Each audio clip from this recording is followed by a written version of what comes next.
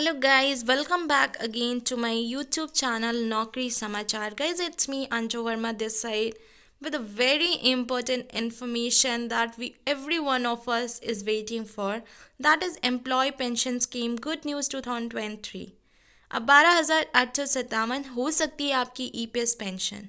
देखिए क्या है वो गुड न्यूज़ और क्या है डिटेल इन्फॉर्मेशन, इसके बारे में हम पूरी जानकारी आपको इस वीडियो के एंड तक देंगे।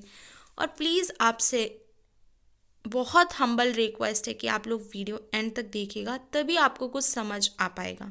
और अगर डाउट होता है तो कमेंट सेक्शन में मैसेज करके पूछ सकते हैं। Employ pension scheme good news 2023 कर्मचारी योजना पेंशन योजना पर से कैपिंग हटाने पर जल्द फैसला हो सकता है।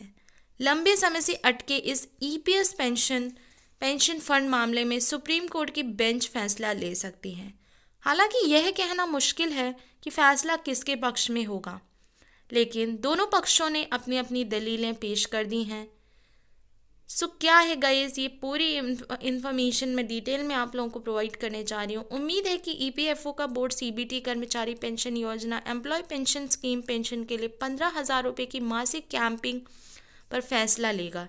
इसे EPS पेंशन फंड CBT की अगली बैठक में शामिल किया जा सकता है। सुप्रीम कोर्ट भारत सरकार और कर्मचारी भविष्य निधि संगठन, जब कोई कर्मचारी भविष्य निधि में सदस्य बनता है तो वह कर्मचारी पेंशन योजना का एम्प्लॉय पेंशन स्कीम का भी सदस्य बन जाता है। कर्मचारी की बेसिक सैलरी का 12% योगदान PF में जाता है। कर्मचारी के अलावा इतनी ही राशि नियोक्ता के खाते में भी जाती है, लेकिन नियोक्ता के योगदान का एक हिस्सा EPS यानी पेंशन फंड में जमा होता है।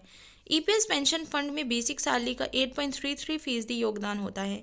हालांकि पेंशन योग्य वेतन की अधिकतम सीमा 15,000 रुपये है।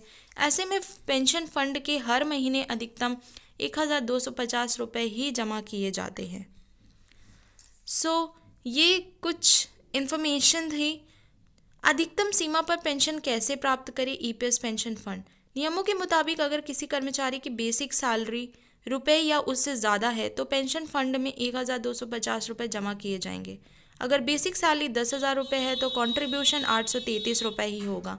कर्मचारी के रिटायरमेंट पर EPS पेंशन फंड की गणना अधिकतम वेतन में 15,000 रुपये की मानी जाती है। ऐसे में रिटायरमेंट के बाद कर्मचारी को कर्मचारी योजना एम्प्लॉय पेंशन स्कीम नियम के तहत सिर्फ 7,500 रुपये पेंशन के तौर पर मिल सकता है। ये एक बहुत ही इम्पॉर्टेंट इन्फॉर्मेशन थी। और आपको कोई भी EPS से रिलेटेड या किसी भी आपकी सैलरी बेसिक सैलरी कितना आपको पेंशन मिलेगा कैलकुलेट नहीं कर पा रहे, इन सब चीज़ों से रिलेटेड कोई भी इन्फॉर्मेशन चाहिए आप लोग मुझे मैसेज कर सकते हैं। क्या होगा अगर 15,000 की सीमा हटा दी जाए तो EPFO में के सेवानिवृत्त प्रवर्तन कार्यालय भानु प्रताप शर्मा के मुताबिक अगर EPS पेंशन फंड से 15,000 रुपये की सीमा हटा दी जाए तो 7,500 रुपये से ज़्यादा पेंशन मिल सकती है। लेकिन इसके लिए कर्मचारी पेंशन योजना एम्प्लॉय पेंशन स्कीम में नियोक्ता का योगदान भी बढ़ाना होगा। एम्प्लॉय पेंशन स्कीम में पेंशन की गणना कैसे की जाती है, प्लीज़ ध्यान से देखिएगा, ध्यान से सुनिएगा, क्योंकि ये बहुत ज़्यादा लोगों के लिए इम्पॉर्टेंट है। EPS पेंशन फंड गणना के सूत्र, जो भी आपकी मासिक पेंशन है और पेंशन योग्य वेतन इंटू EPS खाते में योगदान के वर्षों की संख्या, और उसको आप लोग डिवाइड करेंगे 70, मतलब जितनी भी आपकी एज तक आप लोग उस पर कर रहे हैं योगदान।